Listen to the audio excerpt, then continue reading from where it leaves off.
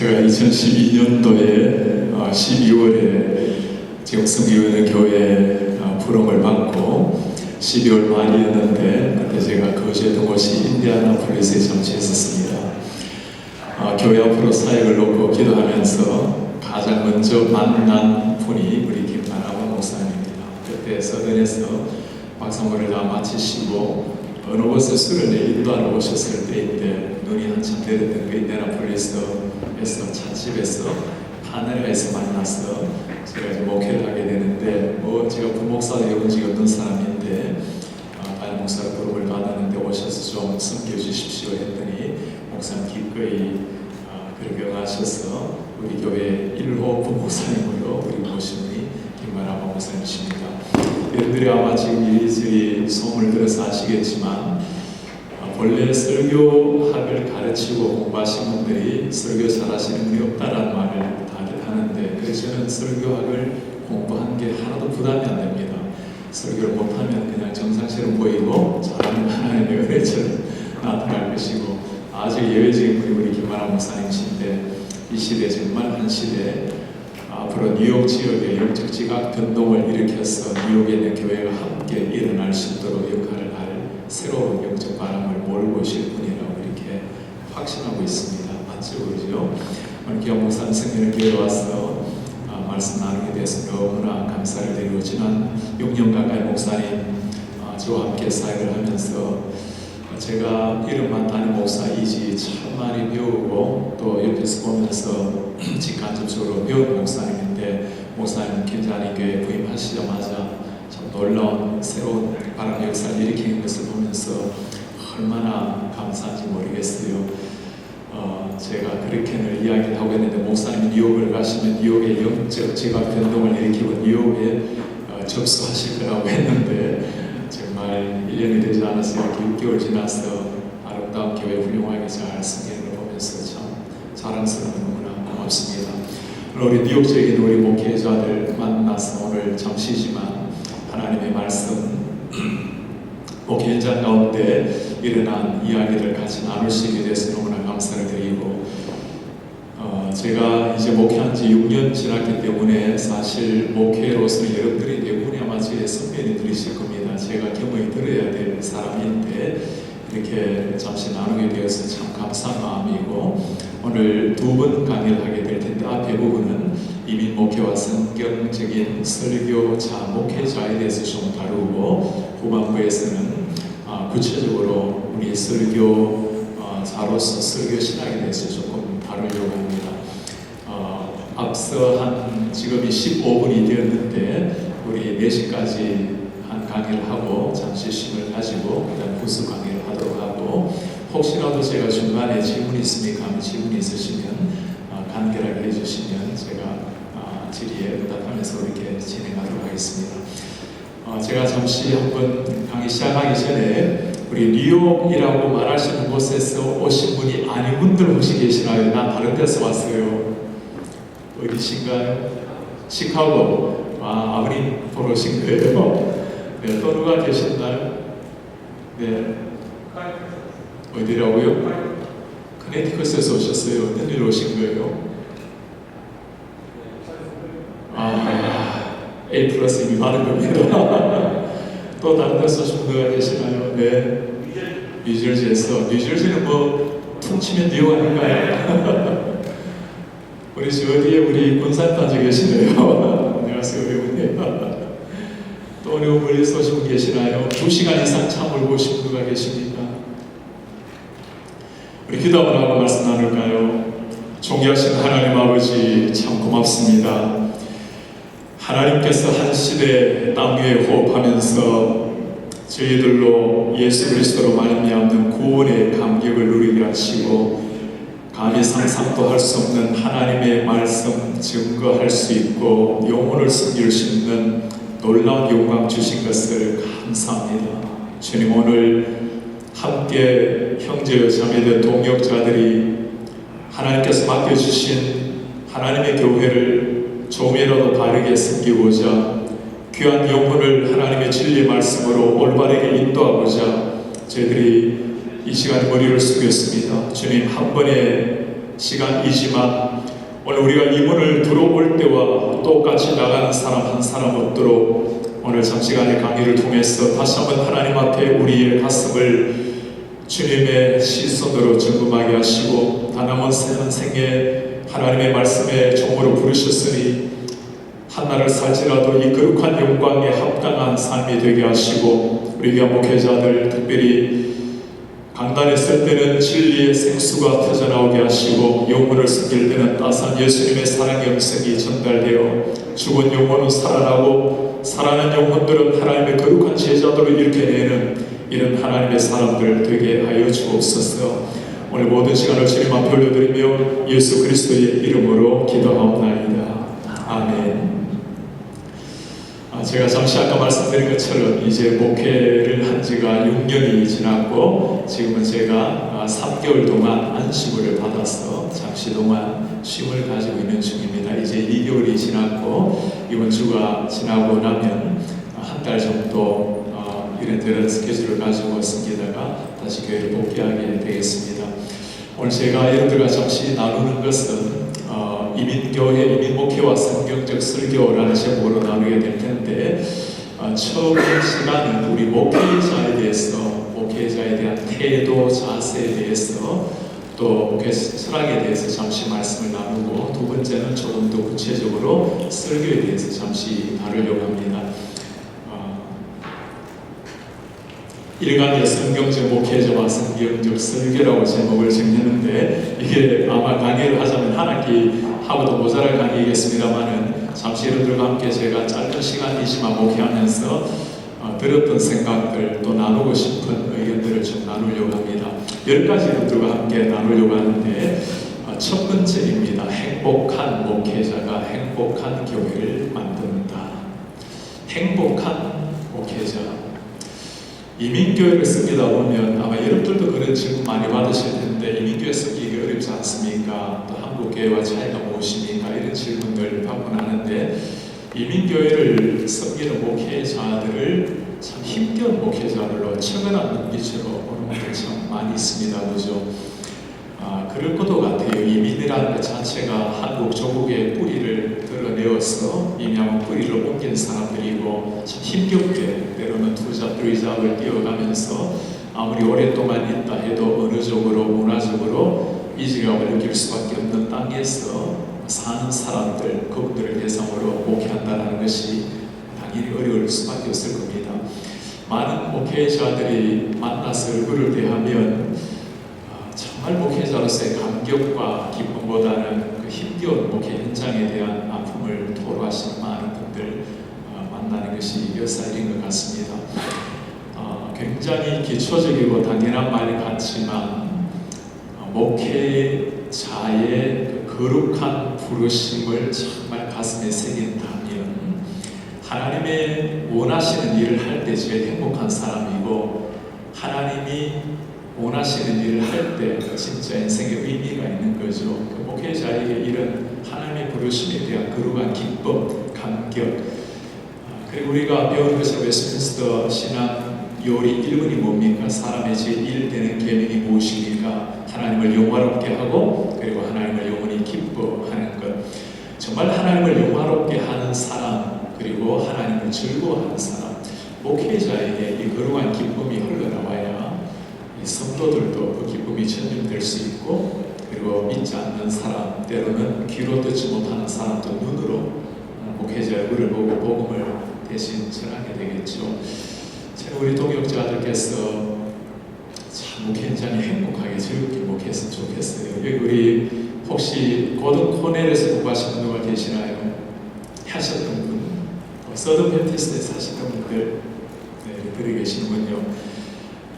제가 이제 학교를 다닐 때도 그러고 방문할 때도 제가 총신대학원에서 공부했기 때문에 후배들을 볼 때 신학 공부하면서도 막 머리 힘들게 공부하는 친구들이 있어요. 제가 그러면 관계가 이렇게 형성되는 상황 같으면 머리 아프게 막 힘들게 공부하는 친구들 보고 정색을 하고 부탁합니다. 공부하지 말라고.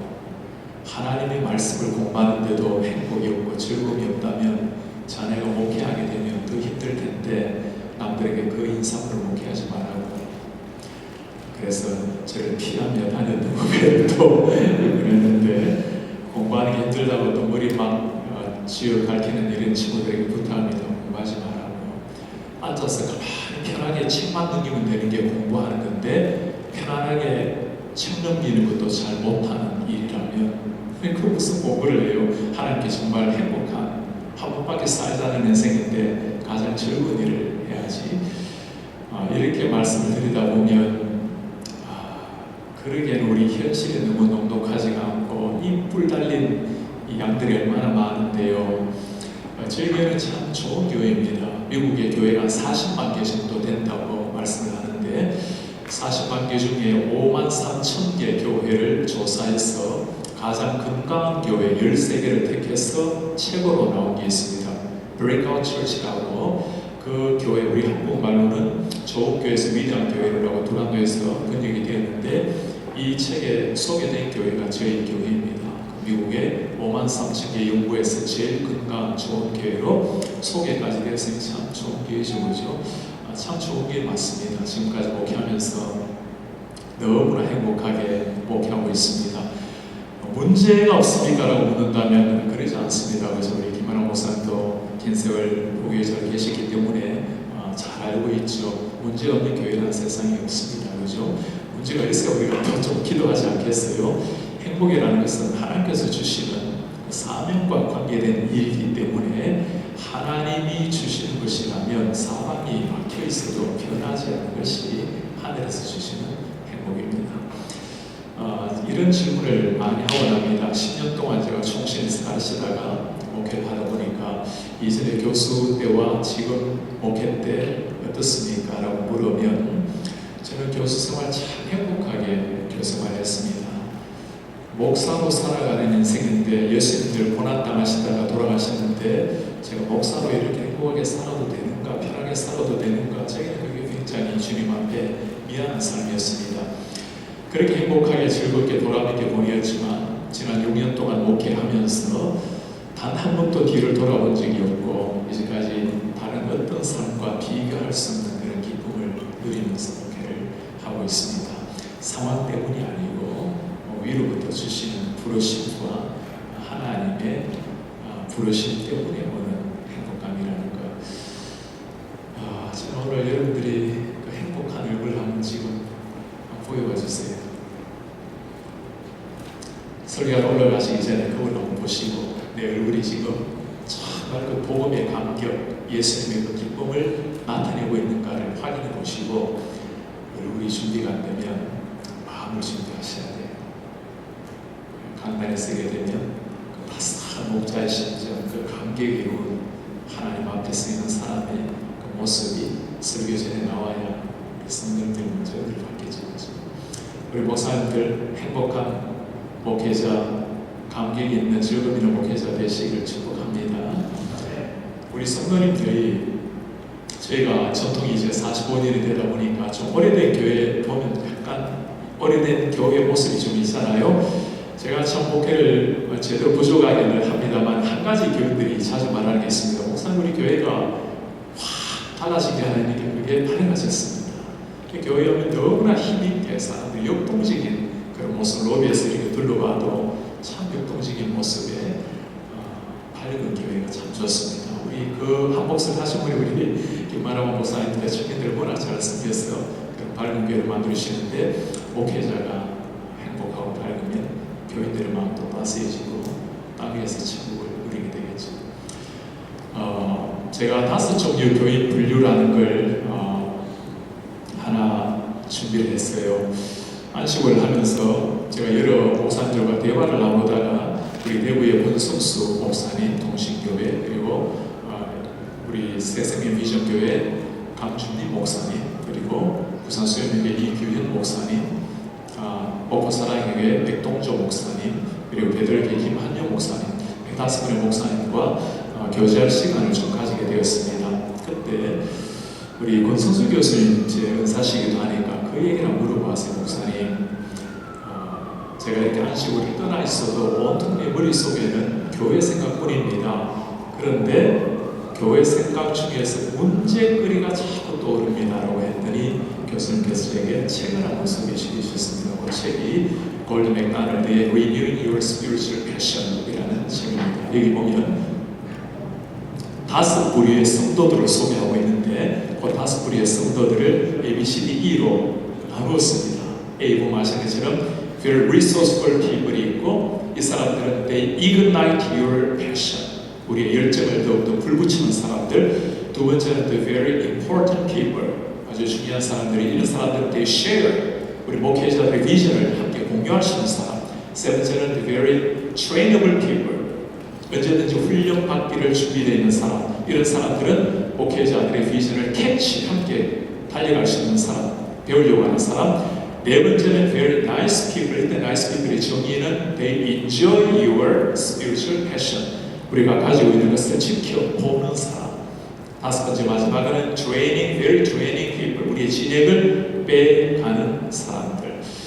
우리 목사님들 이 5부류의 종류 중에 늘 우리의 신경을 쓰게 만드는 부류가 몇 번이죠? 네, 이거 부르면 학점 다 A 맞겠죠, 그죠? 원하는 원치 않고 우리의 관심은, 우리의 에너지는 마지막에 굉장히 쏟기 마련입니다. 제가 목회를 시작하고 난 다음에 참 이런 고백이 부끄럽습니다만 아마 목사님들 이해하시리라 생각하고 공유하고 싶은 것은, 저는 지금까지 교수 생활을 10년을 해오고 그전에는 이렇게 본래 제 전공은 대학과 대학원에서 영문학이었습니다. 그리고 신학 공부를 하게 되었는데, 지금까지 걸어오면서 대학교에서 예수님을 만나서 신앙생활을 한 이후로 특별히 사람들과의 관계에서 어려움을 겪거나 그런 일이 없이 이렇게 오다 보니까 그 문제가 있으면 얼굴 맞아하고 대화 나누면 다 해결될 게 인간관계라 생각하고, 좀 불편하거나 어려운 관계 제 기억 속에는 한 번 만들지 않고 왔는데, 목회를 하다 보니까 이 어려운 관계가 때로 발생이 되는 걸 보고 제가 굉장히 놀랐습니다. 그리고 참 부끄럽게도 때로는 교육자에게 이 마음이 들 때조차도 심지어 좀 있었어요. 지금 이제 다 지났습니다만, 제가 그것 때문에 참 내가 이게 바르게 된 목회자가 맞는가, 그리고 내가 이 정도밖에 하나님의 빛을 못 드러내나 참 많이 저를 아프게 했던 이 부분이었는데, 그러다 보니까 저 트레이닝 때로는 내 마음을 막 앗아가는 이곳에 신경을 막 몰두하다 보니까 그것이 새카맸던 머리가 휘어지기 시작하고, 또 그게 막 진행을 빼다 보니까 몸도 심지어 아파하고 이런 일이 제게 좀 있었어요. 지금은 시간이 지나면서 요즘도 아주 드뭅니다만은, 우리에게 목사님 머리 아프게 하는 사람이 있으니까 저에게 머리를 좀 아프게 하는 분이 한 1.5분 정도가 되는데, 1.5분은 제가 누군지 잘 몰라요. 이 교회를 상대로 좀 이런저런 글을 보내곤 하는데, 보내도 1년에 한 번 정도 보냅니다만은, 누군지도 모릅니다만은 교회를 상대로 뭘 이야기하는 것은 목사로서 다 나의 문제로 다 얘기가 되잖아요. 머리 아픈 경우, 또 한 번에 좀 공개적으로 좀 머리 아프게 하는 분도 있는데, 이런 우리의 에너지를 빼앗아가는 곳에 신경을 다 쏟게 되는 게 목회인데, 이 책에서 한마디 딱 하는 게 있습니다. 절대로 이익은 우리의 신경을 빼앗아가는 일에 에너지를 소진하지 말라는 겁니다. 그게 사탄이 우리에게 주는 가장 강렬한 요구라고, 누구와 의견을 공유하고 함께 걸어가야 되는가, 우리를 이그나이트 시키는, 그리고 쉐어할 수 있는, 그리고 캐치할 수 있는 ABC와 함께 목회를 해나가고 비전을 제시하고 공유하라는 겁니다. 그러나 D, C, D와 E를 배척할 필요는 없습니다. 그죠? 필요할 때는 만나고 교류를 하겠지만 대부분의 신경을 그쪽에 쏟지 말라는 겁니다. 제가 겪어보니까 이분이 확실히 신경을 많이 빼앗긴 것 같아요. 그래서 저도 이 부분을 가지고 많이 제 스스로 고민을 하고 기도하고 있습니다. 이 기업 목사님과 이 부분에 대해서 이야기를 나누었더니, 목사님 교회가 수만 명이 되지 않습니까? 그러니 혹시 목사님 마음 쓰이게 하는 사람 없습니까? 없대요. 물론 내 뒤에는 많겠지만, 그러나 이렇게 말씀드려요. 목사님, 신경 쓰이게 만드는 사람이나 이슈가 절대로 교회의 중심이 되지 않도록 중요한 일에 신경을 써서 나가십시오. 그러니 A, B, C와 함께 달려가라 합니다. 이런 부분들이 우리 행복을 참 빼앗아갑니다. 하나님의 주신 행복을 땅 위에 불안전한 것 때문에 빼앗겨서는 안 되겠죠. 제가 늘 목회자들에게 제 스스로에게 강조하는 표어가 있습니다. 하나님 앞에 서 있을 때 진짜 자유가 있고 하나님 일을 행할 때 행복이 있다. 하나님 앞에 서 있어야 진짜 자유가 있는 거죠. 그때는 모든 것에 자유할 수 있고 하나님 행하시는 원하시는 일을 해야 진짜 행복이 있는 거죠. 두 번째는 성경적 교회는 성경적 목회자로 시작이 된다는 겁니다. 제가 우리 교회에서 목회 차량이 무엇입니까라고 물으면 몇 가지 하는 답변 중에 하나가 성경교회입니다. 성경교회, 성경설교. 성경적 교회가 무엇입니까? 성경적 목회자로서 시작이 된다고 볼 수 있는데 어떻게 하는 게 정말 성경적 교회를 이루는 겁니까? 제가 예전에 연구하면서 또 신학을 가르치면서 목회를 앞으로 한다면 어떤 목회를 할 것인가 한 단어 찾은 게 예수님이 성경에서 보여주신 그대로의 목회를 하는 것. 예수님이 성경에서 보여주신 목회라는 게 아마 12제자를 중심으로 주로 하신 목회니까 그 이외 때로는 무리들을 향해서 한 목회죠.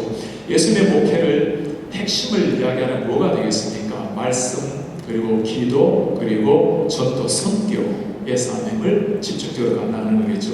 사실 예수님의 사역을 보면 제자를 부르시고 난 다음에 철저하게 말씀 훈련, 그리고 기도 훈련, 그리고 전도, 선교 훈련, 물론 힐링이라든가 여러 죽은 자도 살리는 또 기적을 행하는 많은 일들이 있습니다만 예수님의 모든 사역의 핵심은 하늘 복음을 가르치는 것, 산상수훈을 중심으로 나온 하늘나라의 복음, 예수로 말미암는 믿음으로 말미암는 구원을 가르친 일, 그리고 예수님 스스로부터 새벽을 깨워서 기도하신, 예수님께서 이 땅에 오셔서 공생의 시작 때부터 기도하시고 매일 새벽을 기도하시고 겟세마네 죽기 전에도 기도하시고 십자가 위에 돌아가시기 전에도 마지막까지 하신 게 기도의 삶입니다. 그리고 제자들에게 부탁한 게 기도였고 기도함으로 성령이 임하는 걸 말씀하시고 말씀 사역과 더불어 기도 사역을 말씀하셨고 모든 사역에 대한 마지막 목적은 전도와 선교 쪽으로 예수님께서 강조를 하셨습니다. 그래서 이 시대 성경적 교회, 성경적 목회라는 뭘 말합니까? 어떤 프로그램이나 다양한 이벤트나 그런 데 있는 것이 아니고 진리의 말씀으로 교회를 바르게 세워내고 기도를 하나님의 영적인 교제가 일어나도록 만들어내고 모든 목적을 전도와 선교, 영혼 구원을 향해서 나아가게 만드는 것, 이것이 교회가 관심 가져야 될 본질적 사명이라는 겁니다. 사실 이게 조금 재미없게 보이는 마치 ABC 같은 목회이지만 교회가 무너지는 것은 다른 프로그램이나 뭐 이런 게 없어서가 아니죠. 그죠? 근본이 무너짐으로 말미암아 무너지는 게 시대 문제죠. 이런 목회를 위해서 내가 죽고 예수 그리스도가 살아나는 목회자. 그래서 아무 막 목회자가 신비한 어떤 비상적인 것들을 개발해내려고 하는 부담에서 벗어나서 하나님께서 보여주신 그대로 나가는 것, 말씀 강조, 기도 강조, 그리고 전도 강조함으로 하나님 나라를 확장해가는 게 우리 모두가 추구해야 될 기본 목회 자세입니다.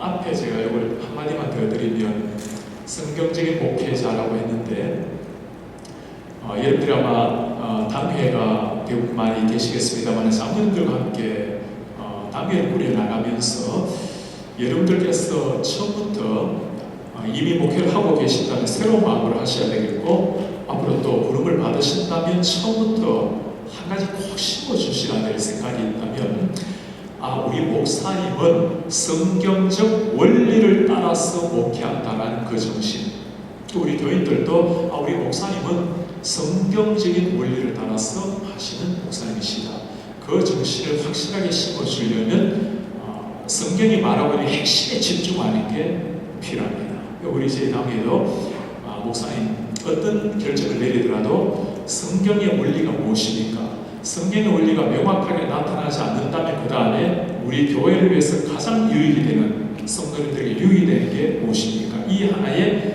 기준을 가지고 있으면 왔다 갔다 하지 않습니다. 목회자가 당에서 뭘 의견을 꺼내더라도 이 의견이 뭐 이래도 좋고 저래도 좋고는 관계없죠. 산으로 가든 바다로 가든 자문대로 알아서 하도록 하고 중요한 이슈를 결정낼 때는 이것이 말씀과 기도와 선교의 본질적 사명에 어떤 관계가 있는가를 가지고 성경적 원리를 가지고 당회를 끌어나가게 되면 논란을 하거나 논의한다고 시간 보내지 않고 목회자가 제시하는 방법을 찾는, 그래서 우리 자녀들에게 제가 자주 이렇게 부탁을 드리겠습니다. 좋습니다. 방법을 찾아보겠습니다. 우리 목사님들한테도 우리 교육자의 시간에도 우리 한때 참 많이 우리 복잡하고 했는데 좋습니다. 방법을 찾아보겠습니다. 목회자가 판단적으로 고민하는 게 올바른 교회 쓰려고 고민하는 건데 장로들이나 교육자들은 좋습니다. 방법을 찾아보겠습니다. 그래야 되는 목회자는 더 성경적 교회를 위해서 애를 쓰게 되겠죠. 뛰어난 설교자보다 신실한 목회자가 우선이라는 부탁입니다. 이 시대는 교회의 성장, 교회 선택, 모든 것의 키가 목회자의 설교에 집중되는 게 상당히 많죠. 교회를 움직이는 사람들의 프레스티지를 보면 한 90% 가까이가 목회자의 설교라는 걸 이야기를 할 때도 있습니다. 물론 설교는 굉장히 중요하고 가장 중요한 수 있는 영역입니다만, 그러나 설교자보다 우리가 관심을 가져야 될 것은 목회자입니다. 설교라는 것은 목회자의 삶의 한 부분이지 설교 전체가 마치 만병통치약 같은 이런 경우는 아니죠. 그렇죠? 설교를 아무리 뛰어나게 한다 하더라도 인품이 무너져 있거나 영성이 무너져 있거나 참 가까이서 보면 무너지는 목회자들 참 많이 보게 됩니다. 그렇죠? 그래서 우리의 관심은 설교 이전에 목회자의 관심 우선이 돼야 되겠죠. 대중적 설교자가 요구되는 시대가 왔습니다. 그렇죠? 그러니 큰 교회가 되면 거의 목회자의 삶이 한 번 하는 설교의 모든 것이 집중되고 그걸 위해서 교회로 돌아가게 되는데, 우리가 설교 이전에 목회자로 부름을 받았다는 사실을 기억을 해야 되겠죠. 양들을 위해서 존재하는 목자라는 겁니다. 제가 우리 교육자들을 모실 때 이런저런 말씀을 나누고 마지막에 꼭 물어봅니다. 성경에는 예수님께서 나는 양들을 위해서 선한 목자다, 선한 목자는 양을 위해서 목숨을 버린다고 말씀하는데, 정말 목사님 양들을 위해서 목숨을 바칠 준비가 되어 있습니까? 우리가 다 부족하지만 그게 목자예요. 양떼들을 위해서 생명 바치도록 부름받은 게 목자라는 것을 목회자가 우선이라는 생각이 필요합니다. 설명하지 말고 신뢰를 얻는 목자들이라고 하는데, 우리 김하람 목사님 제가 참 기가 막히게 얘기 많이 들었을 텐데, 우리 교육자들에게 그리고 장로님들한테 늘 하는 부탁입니다. 절대 설명하려고 하지 마세요. 설명은 다 알아듣죠, 사람들이. 그러나 설명하지 마세요. 목사는 설명하는 사람이 아니고 살아가는 사람입니다. 부족하더라도 살아내는 게 목사고, 살아내지 않는데 말로서 설명하지 마. 누가 그렇게 다 해내겠습니까? 다 못하기에 발버둥을 치는 게 목자고, 제가 목회하면서 가장 어려운 게 무엇입니까? 라고 묻는다면 오해받는 겁니다. 목회하다 보면 사실 오해받을 일이 왜 없겠습니까? 그죠? 오해받을 때 그 해소하려면 10초 되거든요. 집사님 그건요 A가 아니고 B입니다. 개인적으로 누가 와서 저에게 물어보면 A가 아니고 B가 맞아라고 대답을 합니다만, 절대로 공개적으로는 이렇게 설명하지 않습니다. 성도들이 그렇게 말을 할 때는 이슈에 대한 관심보다는 목회자에 대한 신뢰 문제라고 저는 얘기하기 때문입니다. 사람이 신뢰가 되면 틀린 말을 해도 목사님 이유가 있을 거야. 그게 신뢰라는 거죠. 목자가 받아야 될 것은 신뢰지, 설명해서 목사님 그랬군요. 우리 교육자들에게나 장로님들에게 또 한 가지 부탁은, 목회자들이 교인들에게 미안합니다 소리를 나오지 않게 하라.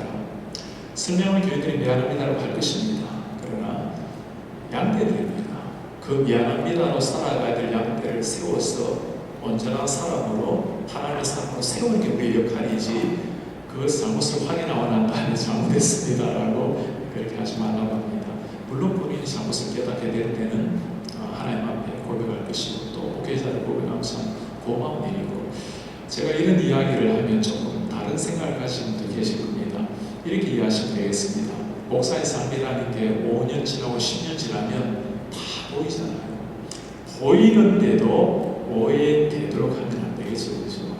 그래서 때로는 오해가 되더라도 시간 지나고 나면 풀려야 되는 것이고, 제가 받았던 가장 큰 오해는 우리 부교육자가 받았던 오해입니다.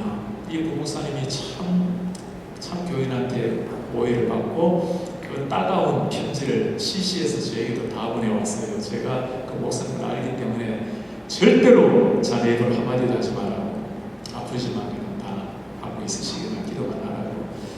그리고는 시간이 좀 지났어요. 물론 제가 이제 다 설명을 드렸듯이 나중에 그분이 우리 지금 돌아가셨습니다만 이원사 원로 목사님 부부와 저희 부부, 그 부목사님 부부를 모시고 당신 부부가 와서 식사를 대접하면서 정중하게 사과를 하면서 그 얘기를 하더라고요. 목사님, 그 고통스러우셨을 텐데 한마디도 목사님이 저에게 말씀을 안 해주신 것에 충격이 갑니다. 물론 때로 해소가 안 될 때도 있어요. 그렇죠? 우리 목사님들 해소 안 된다 해서 너무 아파하지 마십시오. 알고 계신 분이 계시고 땅에서 해소가 안 되면 주님 땅에 가게 되면 그때 그 지사님 보고 목사님 그때 한마디 하시기 그러셨어요. 마음들 뭐 하겠어요. 우리가 살아가는 분이지. 좀 아프더라도 하나님한테 살아가는 거 설명이 필요 없는 신뢰를 얻는 목자가 되라는 겁니다. 목회자의 삶 가운데 제가 우리 교회에서 많이 강조하는 게 장례예배입니다. 우리 김한 목사님 청년부를 섬기기 때문에 청년 우리 주례는 김한 목사님이 대부분 많이 하셨어요. 결혼 주례는 원하시는 분 가능하면 다 하시도록 하되 장례 예배는 제가 몸으로 있으면 100% 제가 다 합니다. 그리고 장례 예배 때는 보통 우리 교회가 고별 예배를 하고 나면 인사를 주로 하지 않습니까? 우리 교인들이 좀 이리들을 많이 오실 때가 있다 보니까 장례식을 끝내고 나면 인사를 제가 처음부터 끝까지 제 기억에는 한 번 정도 예배 때문에 바로 돌아온 적이 있지 한 번도 그냥 돌아서지 않습니다. 인사를 제가 마지막까지 다 하고 때로는 인사가 사람들이 많아질 때는 1시간 반 인사해야 될 때도 있습니다.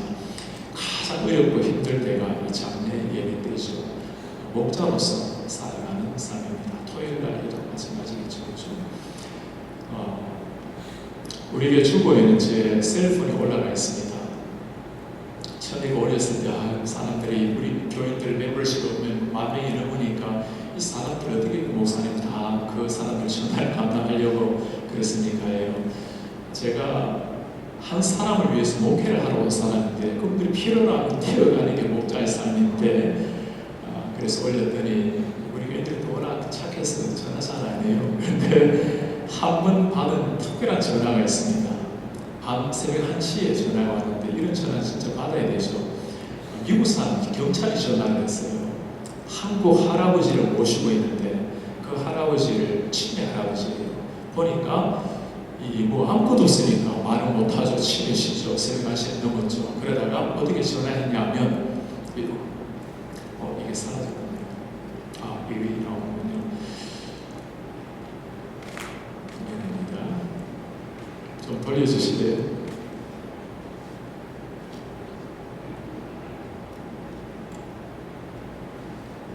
이게 저희 주보에 나오는 교회자 이름인데 제일 위에 누가 나옵니까? 당연히 담임 목사 나오지 않겠어요? 담임 목사에 보니까 시니어 패스라는 게 나오고 옆에 전화번호가 있으니까 저 전화번호 보고 밤에 전화한 거예요. 이분이 주보를 가지고 계시는 거예요. 그래서 제가 사진을 찍어서 보내라 했더니 제가 모르는 사람이에요. 이 밤에 보는 사람들도 깨우기도 그렇고 좀 있더니 전화번호를 하나 2개가 나왔대요. 이 어르신 호주머니에서 그 주머니를 그 전화번호를 검색해 보니까 그 중에 한 분이 우리 교인이었습니다. 새벽 1시 반 넘어서 전화를 했더니 아들이에요. 아버님 계시냐고 아버님 주무신다고 확인해 보라고 지금 주무시고 계신다고 이 밤에 전화한 이유가 있으니까 가서 보시라고 했더니 목사님 아버님 사라지셨다고 밖에 나오신 거예요. 제가 참 목회하면서 그렇게 고마울 수가 없어요. 그리고 밤 11시 때 12시 이렇게 급하게 돌아가셔야 될 분들이 또 전화하실 때가 있는데 참 그럴 때 목사로서 얼마나 제가 고맙고 감사한지 모르겠습니다. 설교자 이제는 한 영혼을 품는 목회자로 승계를 부탁합니다. 제가 이것이 다음에 나오는 이 부분입니다. 사람을 세우는 리더이고 한 사람 목회자가 있는데 먼저 사람 세우는 리더 좀 볼까요? 목회자들의 관심을 가져야 될 가장 핵심 중에 하나는 역시 사람 세우는 일입니다. 다음 세대 세우는 것은 누가 강조하려도 모두가 요즘 다 하시는 말이고 특히 우리 이민교회를 섬기면서 점점 이민 숫자가 줄어드는 미래를 생각하면 다음 세대를 세우는 것은 당연한 이식입니다. 평신도를 동역자로 세우는 것도 목사님들이 이미 아마 저보다 더 잘 알고 계실 테고, 제가 오늘 특별히 우리 동역자들에게 강조하고 싶은 것은 목사를 세우며 교회를 세운다는 요 부탁입니다. 우리 김만호 목사님도 이런 제 목회 정신을 잘 압니다만, 제가 우리 교인들과 장로님들, 목회자들에게 제대로 못하지만 늘 하는 강조가 있습니다. 저희의 목양 대상 1호가 우리 교육자들, 고교육자들이라는 겁니다.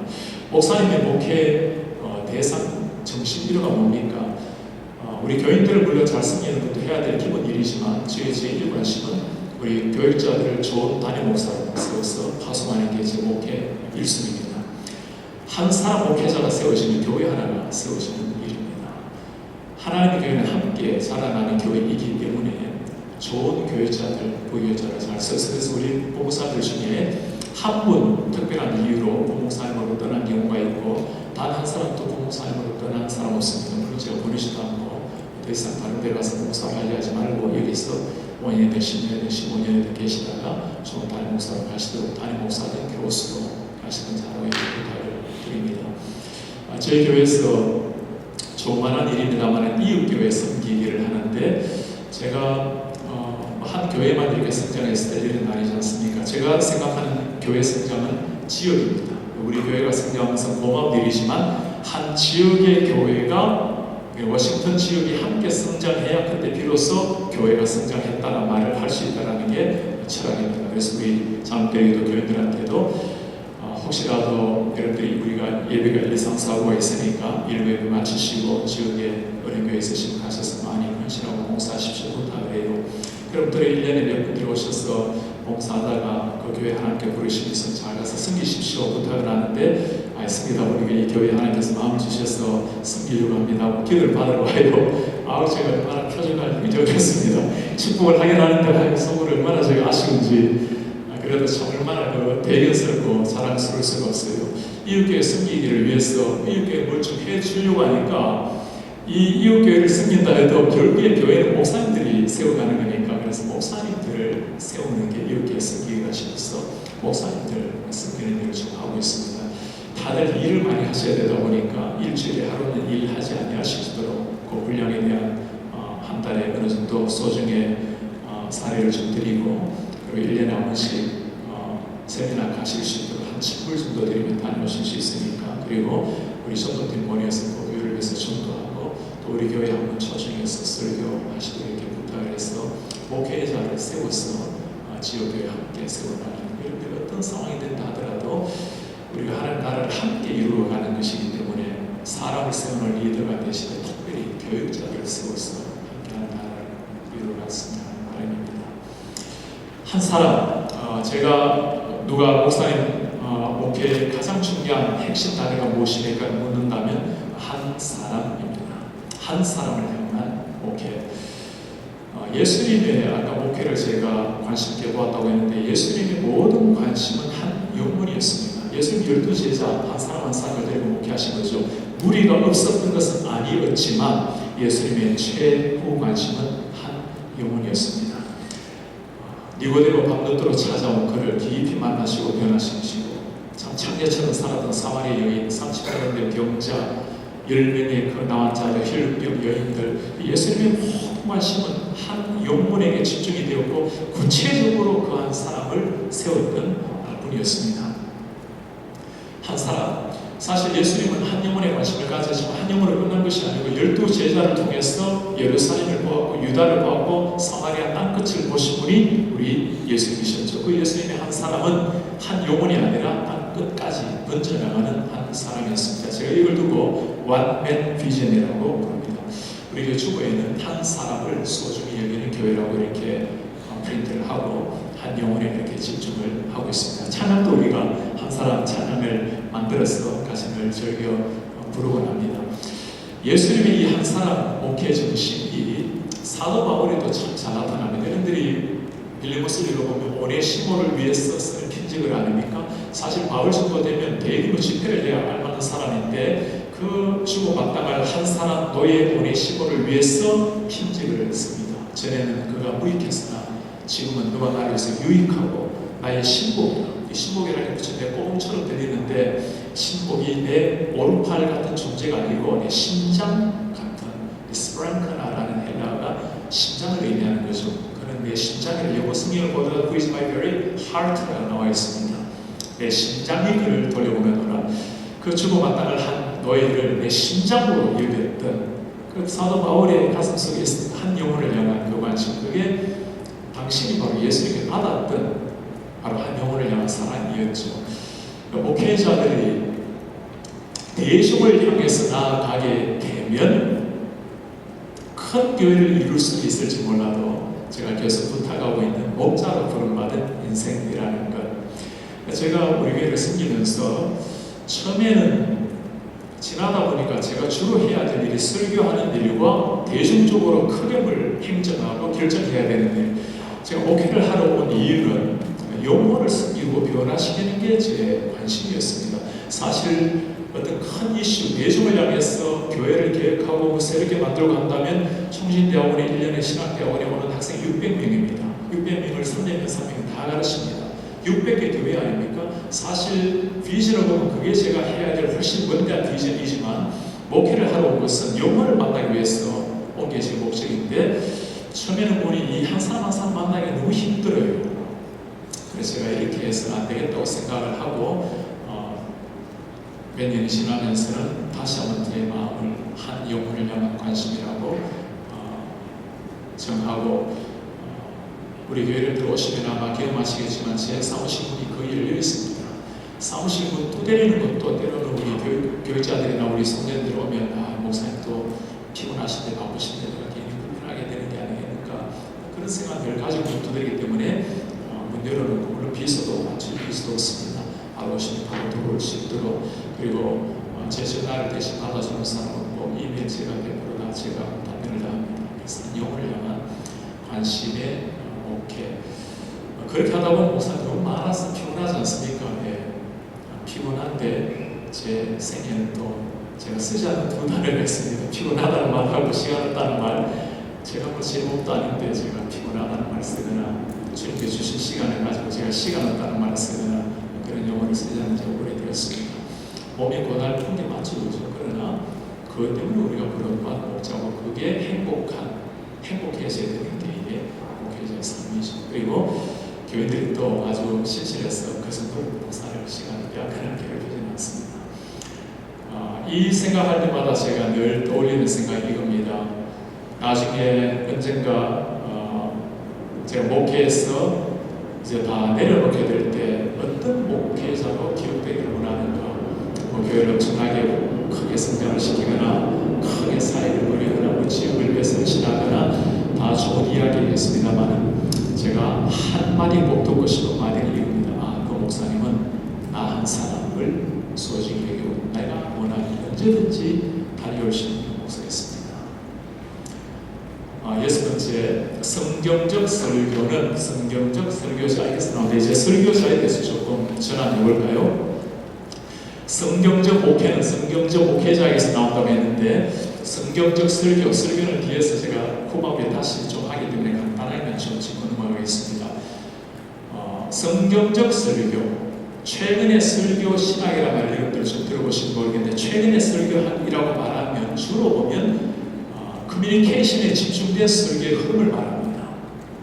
본문에 대한 집착보다는 전달에 대한 대중을 향해서 임팩트 있는 전달로 사람을 깨우는 이런 쪽으로 설교 신학이 변해가는 그건 당연하죠. 커뮤니케이션 중요하죠. 그러나 그것 때문에 정말 해야 될 본문 본질에 대한 것이 점점 약화되어 가고 있는 게 현실의 신학의 설교 신학의 문제입니다. 성경적 강의 설교라면 하나님이 말씀하신 본문에 집중하는 것. 그래서 강단에 서면 설교자는 이것이 하나님의 말씀입니다라는 권위를 가지고 써야 되겠죠. 그래서 본문에 근거해서 청중에게 나가는 설교. 여러분들이 뭐 한마디로 다 하기에는 너무나 큰 이슈입니다만 간단했을 때 늘 그 생각을 해야 되겠죠. 이 말씀이 지금 본문을 정직하게 드러내고 있는가? 그걸 간단히 쓰기 전에 연구실에서 미리 준비가 돼야 되겠죠. 설교자는 예수 그리스도의 대언자라는 것, 본문을 드러내되 본문에서 가장 핵심되는 삼일체 하나님, 특별히 예수 그리스도를 드러내고 있는 설교자인가. 오늘날 이 시대 한국이든 미국이든 가장 문제라면 예수 없는 복음, 삼일체 하나님이 없는 감동의 복음, 이게 문제죠. 그죠? 조엘 오스틴 같은 이런 설교는 비복음을 넘어서 거의 반복음에 해당되는 그런 설교라고 말할 수 있어요. 설교라고 말하기도 참 어려운 설교죠. 그죠? 내 설교가 예수 그리스도의 대언자로서인가? 성경 기록의 목적이 뭡니까? 성경 기록 목적 자체가 모든 말씀이 예수 그리스도 안에 있는 구원을 주게 하려고. 오늘 두 번째 강의 좀 더 많이 다루겠습니다. 성경의 어느 곳을 찔러도 그리스도 피가 나온다. 누가 한 말이죠? 마르틴 루터가 한 말이죠. 또 찰스 벌전도 이 얘기 많이 했죠. 그죠? 찰스 벌전과 조셉 파커에 대한 스토리를 제가 적어놨는데, 예전에 분당 우리 교회 이찬수 목사님 교회에 가서 해마다 한두 번씩 늘 설교를 하곤 했습니다.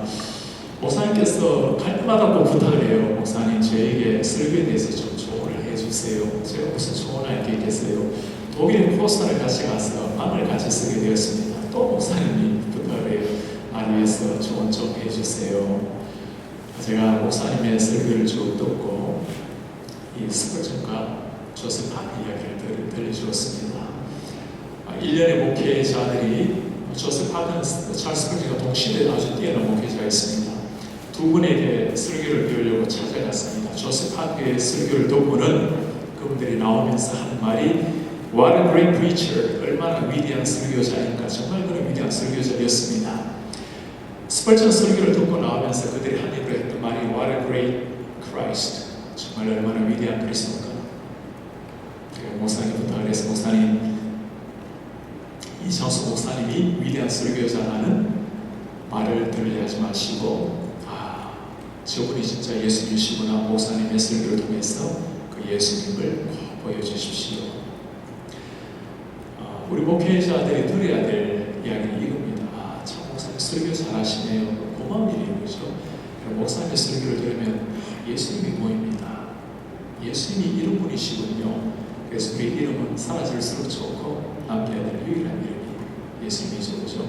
예수님께서 앞에 앉아 계시는데 물어보십시오. 주님이 내 설교를 듣고 고개를 끄덕이고 계십니까? 설교의 목적, 진리의 말씀을 통한 사람의 변화, 이 부분은 제가 다음 시간에 좀 더 다루도록 하겠습니다.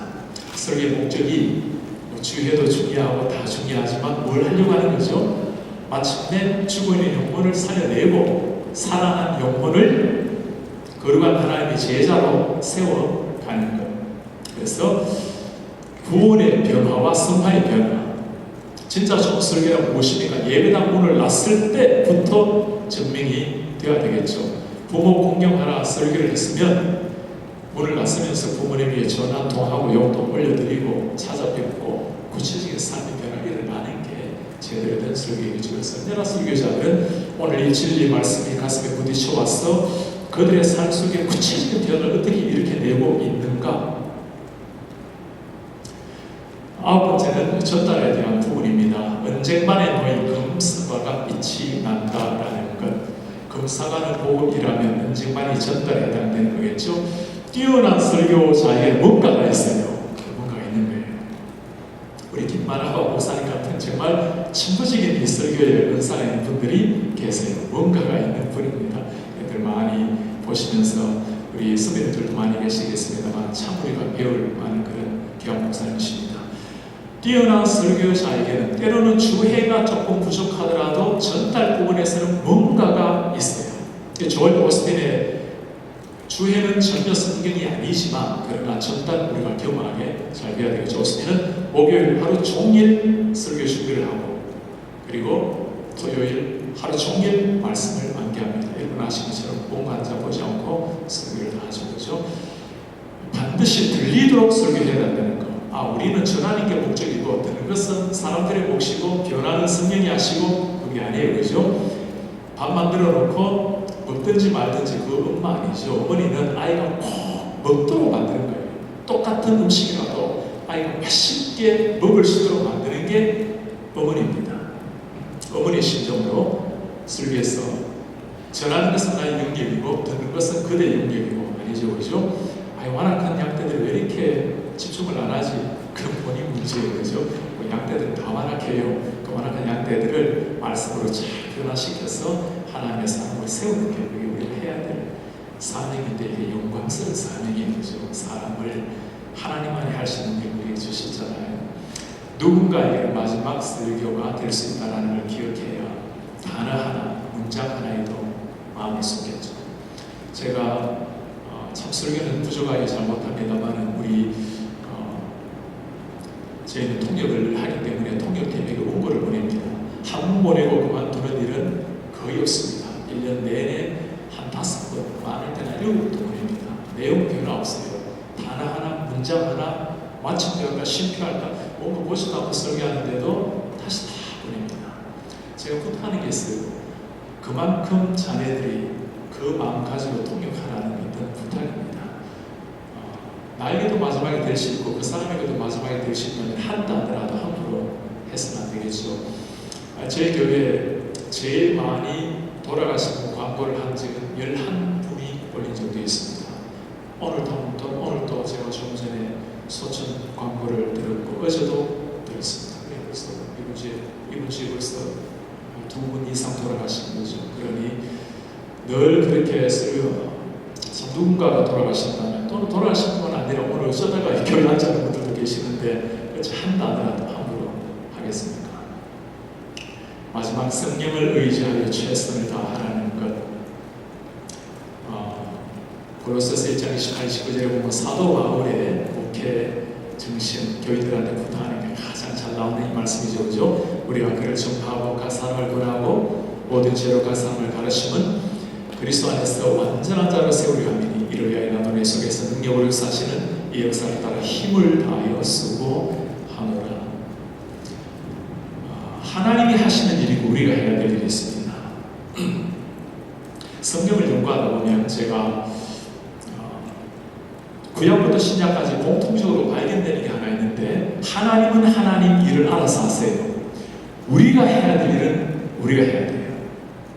하나님이 하신 일을 넘기다 보면 여기서 문제가 생깁니다. 우리가 해야 될 일 안 해도 문제가 생겨요. 아브라함을 하나님 부르셔서 내가 너 민족을 하늘 별같이 내게서 요란히 나게 만들고 메시아를 나오게 하겠다. 이 누구 할 일이죠? 하나님 하실 일이에요. 땅을 주면 하나님 하실 일이에요. 아브라함이 할 일은 고향 친척 아버지 집을 떠나서 말씀 믿고 떠나는 겁니다. 하나님이 하신 일은 하나님께 맡기세요. 안 맡기면 하나를 취하는 일이 일어나는 거예요. 못 믿으니까, 자기가 하려고 하니까. 나를 따라오고 내가 너 사람 닮는 어부가 되게 하니까. 이 사람 닮는 어부가 뭐 갈릴리 어촌에서 잠들고 베드로가 무슨 사람 닮는 어부입니까? 이 불가능한 일인데 그건 하나님께 맡겨야 되는 거예요. 베드로가 해야 될 일은 배도 부침도 버려두고 따라가는 겁니다.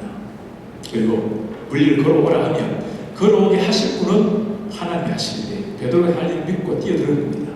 하나님이 하실 일은 하나님께 맡기고 우리가 할 일은 우리가 하는 겁니다. 세계 선교는 누가 하실 일이죠? 하나님이 하실 일이에요. 내가 너로 땅끝까지 증인 되게 하리라. I will make you, you shall be my witness. 내가 I will make you, 내가 너를 그렇게 만들어 주겠다는 거예요. 사람이 하는 일은 그거 믿고 그냥 가는 겁니다. 사도행전에 보면 땅끝까지 복음이 언제 선포되죠? 8장에 보면 빌립으로 말미암아 예루살렘에서 유다에서 사마리아 복음이 한참 힘있게 일어났습니다. 그 빌립을 하나님께서 부르셔서 내려보냅니까? 광야로 보냅니다. 이게 어떻게 그 사마리아의 흉흉한 역사를 두고 광야로 가겠어요? 그러니까 빌립은 아주 단순했습니다. 하나님은 하나님이 하시고 나는 내가 하는 일 하는 거예요. 성령이 불러내시면 따라가는 겁니다.